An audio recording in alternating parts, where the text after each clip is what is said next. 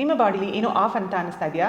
ಸಖತ್ ಸುಸ್ತು, ತುಂಬ ಮೂಡ್ ಸ್ವಿಂಗ್ಸ್, ವೆಯ್ಟ್ ತುಂಬ ಏರುಪೇರಾಗೋದು, ಇದು ನಿಮ್ಮ ತಪ್ಪಲ್ಲ. ಹಾರ್ಮೋನಲ್ ಇಂಬ್ಯಾಲೆನ್ಸ್ ಆದರೆ ಈ ಥರನೇ ಆಗೋದು. ನಾವು ಡಿಸೈನ್ ಮಾಡಿರೋ ಹಾರ್ಮೋನ್ ಬ್ಯಾಲೆನ್ಸ್ ಸೀರೀಸ್ನಲ್ಲಿ ಪ್ರತಿಯೊಂದು ಆಸನ ನಿಮ್ಮ ಪ್ರತಿಯೊಂದು ಗ್ಲ್ಯಾಂಡ್ ಮೇಲೆ ವರ್ಕ್ ಆಗುತ್ತೆ. ಇದರಲ್ಲಿ ನಾವು ಟಾಪ್ 5 ಹಾರ್ಮೋನಲ್ ಬ್ಯಾಲೆನ್ಸಿಂಗ್ ಆಸನನ ತೋರಿಸ್ಕೊಡ್ತೀವಿ. ಸೊ ಬನ್ನಿ ಸ್ಟಾರ್ಟ್ ಮಾಡೋಣ. ಫಸ್ಟ್ ಜೆಂಟಲ್ ವಾರ್ಮಪ್ ಇಂದ ಸ್ಟಾರ್ಟ್ ಮಾಡೋಣ. ನಾನು ಒಂದು ಆಸನದ ಒಂದು ವರ್ಷನ್ ಮಾಡ್ತೀನಿ, ನಿತ್ಯ ಅವರು ಇನ್ನೊಂದು ಮಾಡ್ತಾರೆ. ನಿಮ್ಮ ದೇಹಕ್ಕೆ ಯಾವುದು ಸೂಟ್ ಆಗುತ್ತೆ ನೀವು ಆ ವರ್ಷನ್ ಮಾಡ್ಬೋದು. ಎಲ್ಲದೂ ಅಷ್ಟೇ ಬೆನಿಫಿಟ್ಸ್ ಇದೆ ನಮ್ಮ ದೇಹಕ್ಕೆ. ಬನ್ನಿ ಸ್ಟಾರ್ಟ್ ಮಾಡೋಣ.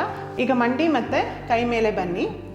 ನಿಮಗೆ ಮಂಡಿ ತೊಂದರೆ ಇತ್ತು ಅಂದರೆ ನಿಮ್ಮ ಕೆಳಗಡೆ ಒಂದು ಬೆಡ್ಶೀಟು ದುಪ್ಪಟ್ಟ ಹಾಕ್ಕೊಂಡು ನಿಮ್ಮ ಮಂಡಿಗಳಿಗೆ ಒಂದು ಕುಷನಿಂಗ್ ಕೊಟ್ಟು ಈ ಥರ ಬಂದುಬಿಟ್ಟು ಆಮೇಲೆ ಹಿಂಗೆ ಪೊಸಿಷನಿಗೆ ಬರಬೇಕು. ಈಗ ನಿಮ್ಮ ಭುಜ ಮತ್ತು ನಿಮ್ಮ ರಿಸ್ಟ್ ಒಂದೇ ಲೈನಲ್ಲಿ ಇರಬೇಕು. ನಿಮ್ಮ ಮಂಡಿ ಮತ್ತು ನಿಮ್ಮ ಹಿಪ್ಸ್ ಒಂದೇ ಲೈನಲ್ಲಿ ಇರಬೇಕು. ನಿಮ್ಮ ಕೈಗಳನ್ನು ಚೆನ್ನಾಗಿ ನೆಲಕ್ಕೆ ಒತ್ತಿ. ಈಗ ಇನ್ಹೇಲ್ ಮಾಡ್ತಾ ನಿಮ್ಮ ಭುಜಗಳನ್ನು ಹಿಂದೆ ತಗೊಳ್ಳಿ, ಚೆಸ್ಟನ್ನು ಓಪನ್ ಮಾಡಿ, ನೆಕ್ಕನ್ನು ಓಪನ್ ಮಾಡಿ, ನಿಮ್ಮ ಹೊಟ್ಟೆ ಕೆಳಗೆ ಹೋಗುತ್ತೆ, ಹಿಪ್ಸ್ ಮೇಲೆ ಬರುತ್ತೆ. ಎಕ್ಸ್ಹೇಲ್ ಮಾಡ್ತಾ ನಿಮ್ಮ ಹೊಟ್ಟೆ ಫಸ್ಟು ಒಳಗೆ ಹೋಗಬೇಕು, ರೌಂಡ್ ಮಾಡಬೇಕು. ಅದಾದಮೇಲೆ ಚೆಸ್ಟ್ ರೌಂಡ್ ಆಗುತ್ತೆ, ನಿಮ್ಮ ಚಿನ್ ನಿಮ್ಮ ಚೆಸ್ಟ್ ಹತ್ರ ಬರುತ್ತೆ, ರೌಂಡ್ ಮಾಡಿ. ಈಗ ಇನ್ಹೇಲ್ ಮಾಡ್ತಾ ಮತ್ತೆ ಓಪನ್ ಮಾಡಿ, ನಿಮ್ಮ ದೇಹ ಅಲೆಯ ಥರ ಮೂವ್ ಆಗಬೇಕು. ಎಕ್ಸ್ಹೇಲ್ ಮಾಡ್ತಾ ರೌಂಡ್ ಮಾಡಿ. Inhale open. ನಿಮ್ಮ ಭುಜಗಳನ್ನು ಕಿವಿ ಹತ್ರ ತಗೊಬರ್ಬೇಡಿ, ನಿಮ್ಮ ಭುಜ ಹಿಂದೆ ಹೋಗಬೇಕು, ಚೆಸ್ಟ್ ಓಪನ್ ಆಗಬೇಕು. ಈಗ ರೌಂಡ್ ಮಾಡಿ. ಈಗ ನಿಮ್ಮ ಹಿಪ್ಸನ್ನು ಹಿಂದೆ ನಿಮ್ಮ ಕಾಲ್ಗಳ ಹತ್ರ ತಗೊಂಡು ಬನ್ನಿ. ನಿಮ್ಮ ಹೆಬ್ಬೆರಳು ಟಚ್ ಆಗ್ತಾ ಇರಬೇಕು ಒಂದಕ್ಕೆ ಒಂದು.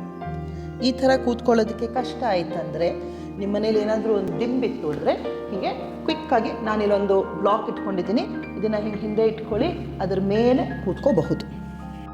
ಕೂತ್ಕೊಳ್ಳೋಕೆ ಏನಾದರೂ ಒಂದು ದಿಂಬು ಮುಂದ್ಗಡೆ ಇನ್ನೊಂದು ಬ್ಲಾಕ್ ಇಲ್ಲ ಒಂದು ದಿಂಬು ತಗೊಳ್ಳಿ, ಇಟ್ಕೊಂಡು ನಿಮ್ಮ ಹಣೆಯನ್ನು ಅದರ ಮೇಲೆ ರೆಸ್ಟ್ ಮಾಡಿ.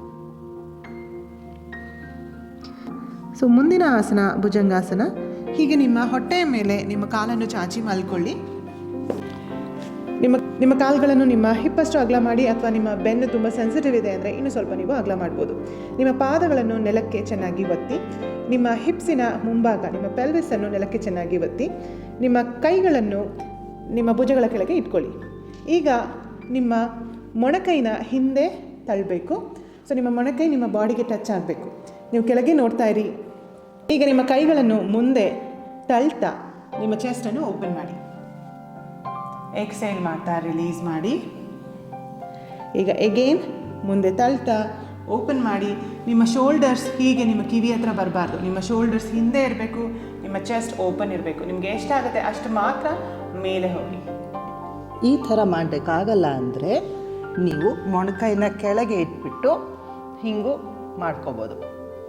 ಆ್ಯಂಡ್ ಡೌನ್, ಅಪ್, ಆಮೇಲೆ ನಿಧಾನಕ್ಕೆ ಡೌನ್.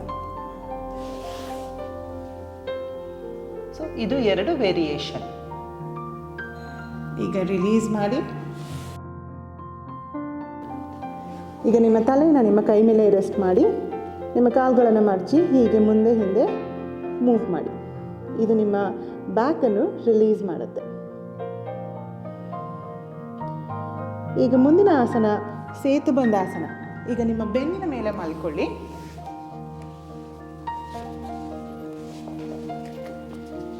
ಈಗ ನಿಮ್ಮ ಪಾದಗಳನ್ನು ನಿಮ್ಮ ಹಿಪ್ಸ್ ಅಷ್ಟು ಅಗಲ ಸೆಪ್ರೇಟ್ ಮಾಡಿ, ನಿಮ್ಮ ಪಾದಗಳು ಮುಂದೆ ಫೇಸ್ ಆಗ್ತಾ ಇರಬೇಕು.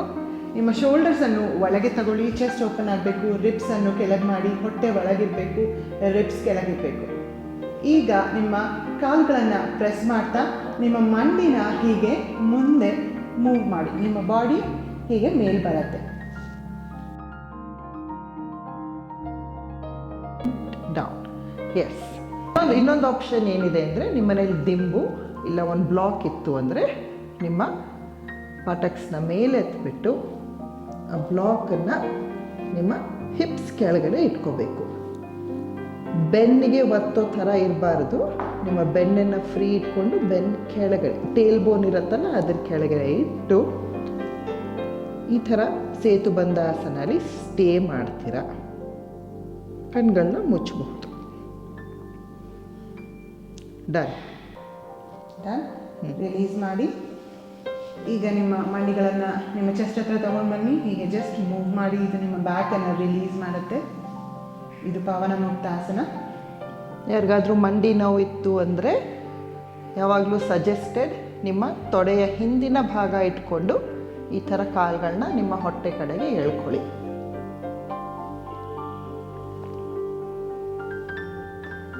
ಈಗ ಮೇಲೆ ಸ್ಲೋ ಆಗಿ ಬನ್ನಿ. ಈಗ ಮುಂದಿನ ಆಸನ ಮಾಲಾಸನ. ಇದಕ್ಕೆ ನೀವು ನಿಮ್ಮ ಕಾಲುಗಳನ್ನು ಅಗಲ ಮಾಡಿ ಈ ಥರ ಕೂತ್ಕೋಬೇಕು. ಮಂಡಿ ತೊಂದರೆ ಇತ್ತು ಅಂದರೆ ದಿಂಬು ತಗೊಳ್ಳಿ, 2 ದಿಂಬು ಬೇಕಂದರೆ ತಗೊಳ್ಳಿ. ಓಕೆ, ಅದರ ಮೇಲೆ ಕೂತ್ಕೊಂಡು ನಾವು ಮಾಲಾಸನವನ್ನು ಮಾಡಬಹುದು. ಮೊಣಕೈಯಿಂದ ನಿಮ್ಮ ತೊಡೆಗಳನ್ನ ಸೈಡ್ಗೆ ತಳ್ಳಬೇಕು. ಸ್ಟೇ ಮಾಡಿ. ಎದೆಯ ಭಾಗ ಮುಂದೆ ಮಾಡಿ, ಚೆಸ್ಟ್ ಫಾರ್ವರ್ಡ್, ಆದರೆ ನೇರವಾಗಿ ಮುಂದೆ ನೋಡಬೇಕು, ತಲೆ ಬಗ್ಗಿಸ್ಬಾರ್ದು. ಎಸ್, ಈ ಥರ ಮಾಡೋಕ್ಕಾಗೆ ತೊಂದರೆ ಇದೆ, ಯಾಕೋ ಅನುಕೂಲ ಆಗ್ತಿಲ್ಲ ಅಂದರೆ ಈ ಥರ ನಿಮ್ಮ ಕೈಯಿಂದಾನೇ ನಿಮ್ಮ ತೊಡೆಗಳನ್ನ ತಳ್ಳಿಬಿಟ್ಟು ಹೀಗೆ ಒಂದು ಸ್ವಲ್ಪ ಹೊತ್ತು ಕೂತ್ಕೊಳ್ಳಿ. ಟಿ ವಿ ನೋಡ್ತಾನೂ ಮಾಡಬಹುದು. ಮುಂದಿನ ಆಸನ ಧನುರಾಸನ. ಇದು ಸ್ವಲ್ಪ ಡೀಪ್ ಬ್ಯಾಕ್ ಬೆಂಡ್. ಸೊ ಇದನ್ನು ಕರೆಕ್ಟಾಗಿ ಅಲೈನ್ಮೆಂಟ್ ಮಾಡಿ ಮಾಡಬೇಕಾಗತ್ತೆ. ವೇರಿಯೇಷನ್ಸ್ ನಿತ್ಯ ತೋರಿಸ್ಕೊಡ್ತಾರೆ, ನೀವು ಅದನ್ನು ನೋಡ್ಬೋದು. ಬನ್ನಿ ಮಾಡೋಣ. ಇದಕ್ಕೆ ಒಂದು ದುಪ್ಪಟ್ಟ ಬೇಕಾಗತ್ತೆ, ಪ್ರಿಫರಬ್ಲಿ ಸ್ಟ್ರಾಂಗ್ ಆಗಿರೋ ದುಪ್ಪಟ್ಟ.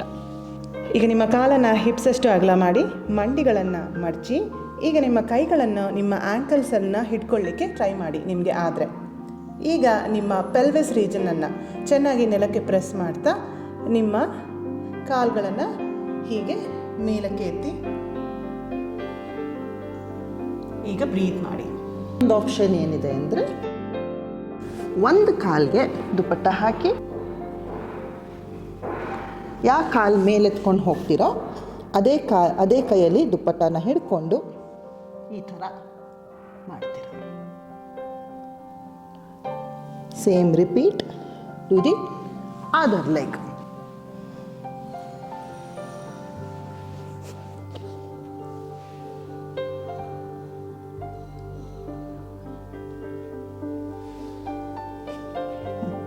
ಮೇಯ್ನಾಗಿ ನೀವು ಈ ಆಸನ ಮಾಡಬೇಕಾದ್ರೆ ನಿಮ್ಮ ಪೆಲ್ವಿಕ್ ರೀಜನನ್ನು ನೆಲಕ್ಕೆ ಚೆನ್ನಾಗಿ ಪ್ರೆಸ್ ಮಾಡಬೇಕು. ನಿಮ್ಮ ಕಾಲನ್ನು ಮೇಲೆತ್ತೋದಲ್ಲ, ನಿಮ್ಮ ಪೆಲ್ವಿಕ್ ರೀಜನ್ನ ಪ್ರೆಸ್ ಮಾಡಿದಾಗ ನಿಮ್ಮ ತೊಡೆಗಳು ಹಾಗೆ ಮೇಲೆ ಹೋಗುತ್ತೆ. ವಿಪರೀತ ಕರಣಿಗೆ ಒಂದು ದಿಂಬು ತಗೊಳ್ಳಿ, ಗಟ್ಟಿ ಇರೋ ದಿಂಬು ಒಳ್ಳೆಯದು. ದಿಂಬು ಮೇಲೆ ಕೂತ್ಕೊಂಡು ಬೆನ್ನ ಮೇಲೆ ಮಲ್ಕೊಂಬಿಡಿ. ದಿಂಬು ಕರೆಕ್ಟಾಗಿ ನಿಮ್ಮ ಹಿಪ್ಸ್ಗೆ ಬರಬೇಕು. ಈಗ 2 ಕಾಲುಗಳನ್ನ ಸ್ಟ್ರೈಟಾಗಿ ಮೇಲೆ, ವಿಪರೀತ ಕರಡಿ. ನೀವು ಬ್ಲಾಕ್ ಯೂಸ್ ಮಾಡಬೇಕಂದ್ರೆ ಈ ಬ್ಲಾಕನ್ನು ನೀವು ಯಾವ ಹೈಟಲ್ಲಿ ಬೇಕಾದರೂ ಇಟ್ಕೊಳ್ಬೋದು. ನಿಮ್ಮ ಹಿಪ್ಸಿಂದ ಸ್ವಲ್ಪ ಮೇಲೆ ಇಟ್ಕೊಳ್ಬೇಕು. ನಿಮ್ಮ ಶೋಲ್ಡರ್ಸನ್ನು ಹಿಂದೆ ಮಾಡಿಕೊಡಿ, ನಿಮ್ಮ ಹೊಟ್ಟೆನ ಎಂಗೇಜ್ ಮಾಡಿ. ಈಗ ನಿಮ್ಮ ಬ್ಲಾಕಿಂದ ನಿಮ್ಮ ಕಾಲನ್ನು ನೀವು ಮೇಲೆ ಇಡ್ಬೋದು. ಸೇಮ್ ಪೋಸನ್ನು ನೀವು ಗೋಡೆ ಹತ್ರನೂ ಮಾಡ್ಬೋದು. ಕಾಲುಗಳು ನಿಮ್ಮ ಗೋಡೆ ಮೇಲೆ ವರ್ಕೊಂಡಿರುತ್ತೆ. ವಿಪರೀತ ಕರಣಿ ಮಾಡೋದ್ರಿಂದ ಸ್ಟ್ರೆಸ್ ರೆಡ್ಯೂಸ್ ಆಗುತ್ತೆ, ಆಮೇಲೆ ಬಾಡಿಯಲ್ಲಿ ಇನ್ಫ್ಲಮೇಷನ್ ಕಮ್ಮಿ ಆಗುತ್ತೆ, ನಿದ್ದೆ ಚೆನ್ನಾಗಿ ಬರುತ್ತೆ. ಆಮೇಲೆ ಎಸ್ಪೆಷಲಿ ವಿಮೆನ್ಗೆ ತುಂಬ ಒಳ್ಳೆಯದು, ಯಾಕಂದರೆ all the blood flow maximum ಅಲ್ಲಿ ಹೋಗೋದ್ರಿಂದ ನಮ್ಮ ಪೆಲ್ವಿಕ್ ಮಸಲ್ಸ್ ಆ್ಯಂಡ್ ಪೆಲ್ವಿಕ್ ಏರಿಯಾಗೆ ಇದು ತುಂಬ ಹೀಲಿಂಗ್ ಕೊಡುತ್ತೆ. ಈಗ ರಿಲೀಸ್ ಮಾಡಿ. ಈಗ ಹಗ್ ಮಾಡಿ.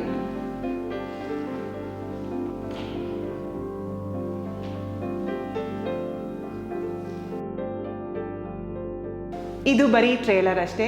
ನಮ್ಮ ಸೀರೀಸ್ನಲ್ಲಿ ಇನ್ನೂ ಹಲವಾರು ಹೀಲಿಂಗ್ ಆಸನಗಳಿದೆ. ಅದನ್ನು ನಾವು ಹೇಗೆ ಕರೆಕ್ಟಾಗಿ ಮಾಡೋದು ಅಂತ ತೋರಿಸ್ಕೊಡ್ತೀವಿ. ಬನ್ನಿ, ಜೊತೆಗೆ ನಮ್ಮ ಹಾರ್ಮೋನ್ಸನ್ನು ಬ್ಯಾಲೆನ್ಸ್ ಮಾಡೋಣ.